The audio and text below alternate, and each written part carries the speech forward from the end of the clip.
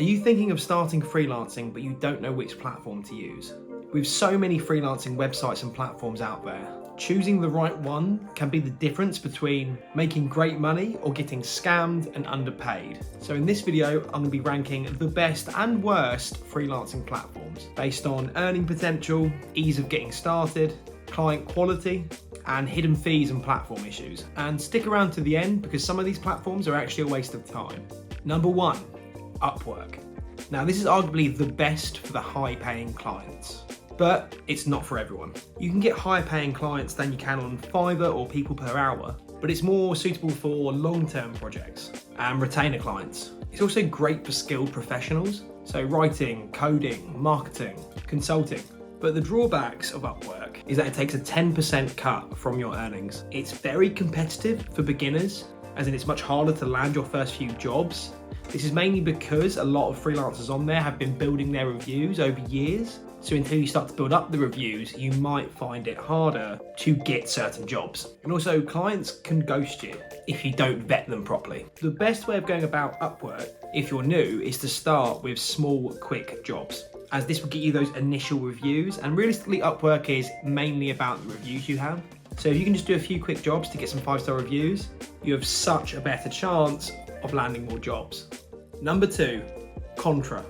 So Contra is rising fast as one of the better platforms to use right now. And a big part of that is that there's no platform fees. You keep 100% of your earnings. You have a built-in portfolio option where you can showcase your work and get inbound leads. And you have a lot of control over your pricing and your direct client relationships. In terms of the cons, it's still growing. So there's fewer job opportunities there right now than like Upwork, for example. And you also need to actively market yourself to get clients. However, the no fees is a huge plus. And as it grows and there's more and more jobs being added to it, and as it grows in popularity, this is arguably a very good platform to start using. Number 3, TopTool. So if you're highly skilled, TopTool is the gold standard for freelancers. So there's less competition here because only the top 3% of applicants get accepted. And that could be a positive or a negative depending on how you look at it. But the pay rates on TopTool are pretty huge. So clients can be paying from like £50 to £200 per hour.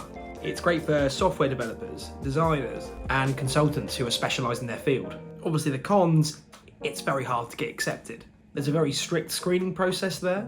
It's also got a very long application process as well, so this probably isn't ideal for beginners. However, if you already have industry experience, then TopTool could be landing you clients that pay an awful lot more than like Fiverr or Upwork, but it is for the slightly more experienced, this one. Number 4, Fiverr. Now Fiverr is probably one of the most well-known along with Upwork, and it's very good for beginners. However, it does have its drawbacks. One of the good things is that it's incredibly easy to start and very quick. You don't need proposals or applications, you just get a profile out there. It's also very good for smaller gigs, such as logos or writing or video editing. However, there's a few big cons on Fiverr, and that's because you're competing with race to the bottom pricing.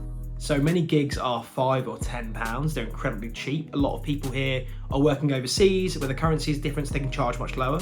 This means if you're UK based or US based, it might be difficult to find higher paying clients. Also, the competition is a bit brutal. Due to its popularity, there's a lot of freelancers on Fiverr. So it's quite saturated with freelancers from all over the world, and it can be difficult to stand out. And a big problem with Fiverr is that it takes 20% of your earnings, plus withdrawal fees, which is pretty huge. So Fiverr is fine for beginners, but if you want better pay, you're better off on Upwork or Contra. Number 5, freelancer.com. Now I'm actually going to go ahead and just say avoid this one at all costs. This platform, it's been around for years, but it's a bit of a mess. There are fake job listings and scams on there, very high fees, and clients expect work for pennies. If you're serious about freelancing, I'd say just avoid freelancer.com. There's better options with much fairer pay. A few honourable mentions. We Work Remotely, which is great for finding remote jobs and projects. People Per Hour.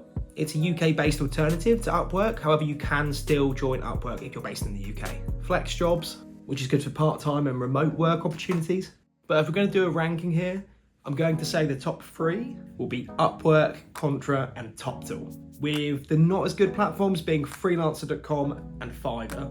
If you're serious about making money through freelancing, I'd highly recommend you start with Upwork or Contra and avoid the platforms that would just waste your time. And if you enjoyed this video, subscribe, hit the like button, and we'll see you in the next one.